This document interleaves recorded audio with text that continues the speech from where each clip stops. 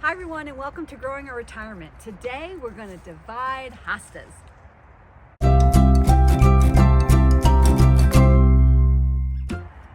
Today we're going to cut this bad boy up. It is very root bound. This is a very root bound hosta. We're going to cut it up into multiple, hoping to get 6. You had some crazy number like 12, 8 or 10. 10, 12. Should I get a chainsaw? Yeah, we'll see how we do. It's pretty bad, but It is. hostas are not hard to divide. Yes. Although this one might be a little hard since it's so root bound. But I literally take a knife. A serrated blade is best. Mm-hmm. I have a regular knife over here. Sorry, be careful. We can give this a whirl. All right, when you have your hosta, you want to look for where the natural divisions are. Like clearly I can see that would be a plant. There's another one here I can cut in between there. With this big bad boy, I'm just going to start cutting and see how we do. I'm going to try not to mutilate it. Switching to my serrated blade. Okay. We're getting there.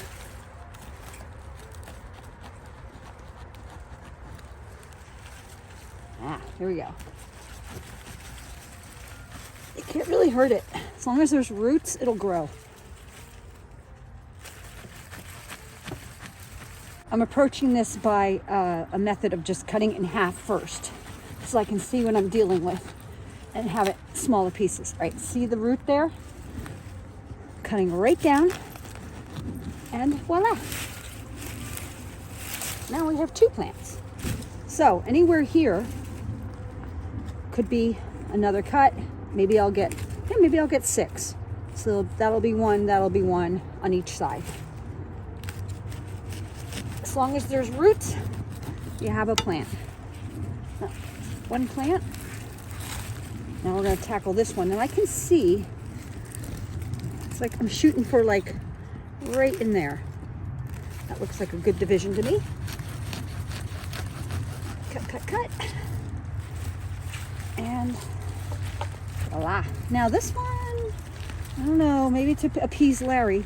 See, we got another division here. You can kind of see 2 plants. I'm going to give this a shot. Hopefully I'm successful. Okay. Roots. I'm going to get rid of all of this. Cut it off so we just have a plant. And I think, I don't know, Larry, I think you might be right. I'm going to go for another one here. See that right there? You just keep going. Yeah, you just keep going. As long as you have roots, I keep saying it, you got a plant. See, this could happen. It's okay though. It's still attached to a root. It's a little flimsy, but I'm going to plant it and we'll see how it does. And just keep doing this over and over again. Larry wins. We got 9 plants out of 1 potted plant. I thought 6, we got 9, so we are way far ahead. Now all I have to do is I'm just going to trim off all these, bottom bits. Just make them a little shorter. I'm going to trim the leaves and we're going to pot them up. We're ready to pot them up. Right? Get them all in our gallon trade gallon pots here. Mm-hmm. Let's do it. Okay. So the business side of this is that you've got the potential for an almost unlimited amount of making an unlimited amount of hostas. You need to get started maybe with a big bed of them. We got some of our initial ones by buying them at clearance sales, and we've been building up a pretty good stock. So they really just become something you can perpetually divide. They're going to take 1 to 2 years to become saleable. Right. This is fall, so not this spring, but the following spring they might be ready to sell. Yes. They wouldn't be really large plants, but they might be sellable. Let's say in a year these plant sizes might double. Would you say that's fair? Yeah, that's fair. Yeah. So something here with 4 to 6 leaves is going to have a dozen leaves in a year, Yeah. and then the year after, though, it would be even larger, probably sellable for a little bit more money. Yeah. And I guess you're just going to always have to plan to keep back some of your stock, Yeah. or have some beds, so that you can always continue to divide. Right. And that's what we do. So, but then you really got a perpetual supply True. of plants that can be divided and then eventually sold. Yeah. And we're also going to cut the leaves off because they're going to die back anyway. Right. And I have heard that slugs lay their eggs in hosta leaves. So it's not a bad idea to cut your leaves back on all of your hostas, even in your garden bed. Good tip. Yeah. And then you go. It looks sad, but it's going to be a plant. Right. It doesn't need its leaves over the winter, so Right. all the energy can go into the building roots. Once you get a bed of them established, Yep. They're golden. you can go forever and ever. From one large plant and 4 small ones, we ended up with 17 new hosta plants, and we'll be looking forward to them coming up in the spring. And now we'll move on to dividing another plant. We have our next plant that we are going to divide, Liriope or lily turf. Right. It is like a turf. It really is. It grows It's in just like the grass. It's in the grass family, but it's not, it's actually a flower. It's a great border plant. It spreads very well with runners. Like they're putting out all these little bits and pieces here, and that'll spread. It's thick. It was hard to dig up. Very hard to get out of the ground. But it grows a purple flower in the spring, and then a little berry happens, a little black berry. So it's a neat plant. Mm-hmm. We're just going to get a bunch of them out of this. Right? I wonder how many. I say 15. You say 15? Mm-hmm. Oh, I think more. I think we're Okay. going to get like 20 out of this baby. Right, and there are little definable clumps Yes. that you can see. So let's see how that goes. All right. I think 15. Let's do it. So here we are with our Liriope. And this fell off. So I just thought this was kind of cool because you can really see the runners and how it spreads. So make sure when you plant it someplace, you want a lot of it because it's going to spread into many plants. Like I said, good border plant though. Very good border plant. All right, let's go. Let's just have at it. I'm thinking maybe scissors, maybe a knife.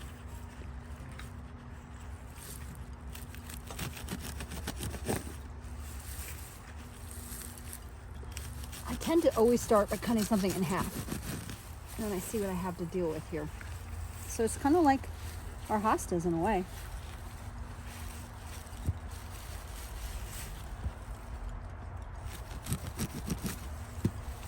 Okay. That's a big clump. There's one.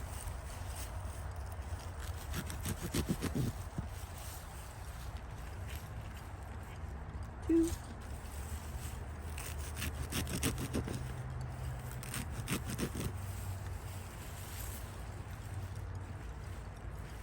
This one has.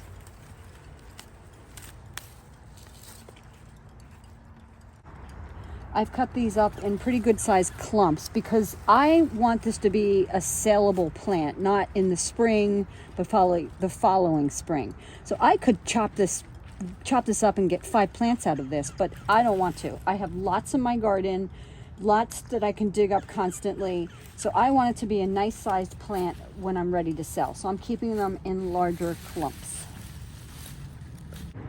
Maybe 30 minutes we've spent. We've done 18 plants. Yep. So a bunch of hostas and a bunch of lily turf, I like to call them. I like that name. They are very grassy. They're kind of cool. So that's pretty fast. Quite a few plants in a short amount of time. So dividing is a great way to grow your inventory of plants. Yes. You need to get a little bit ahead of it so that you've always got some parent plants to work with. Right. You don't want to run out. So maybe you're not selling 10% of your plants every year. You're holding them back. Exactly. You'll Yep. sell them another time. Yes. And so what else can be divided? Lots of things can easily be divided, like these crane-bill geraniums. Divide them.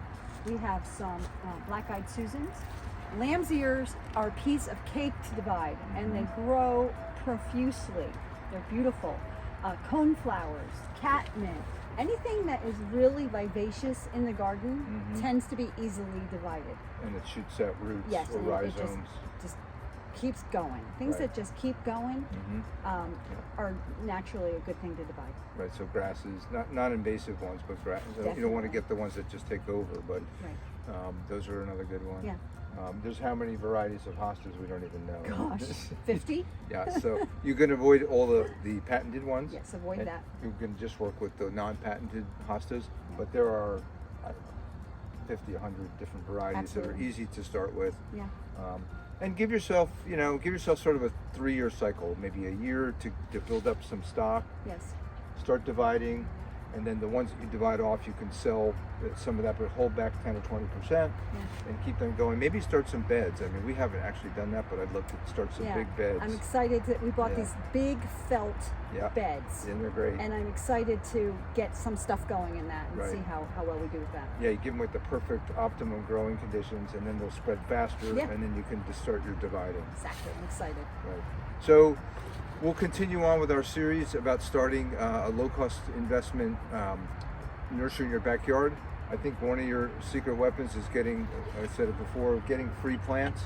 Dividing is an excellent way, and you can just predictably create new plants and new Exactly. plants and new plants.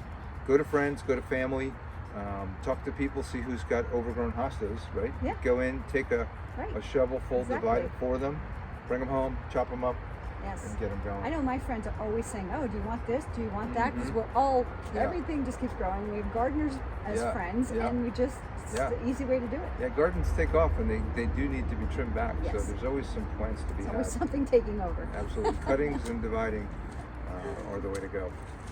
So that's it for us today. I hope you enjoyed this episode, and we'll see you next time. Thanks again. Bye bye.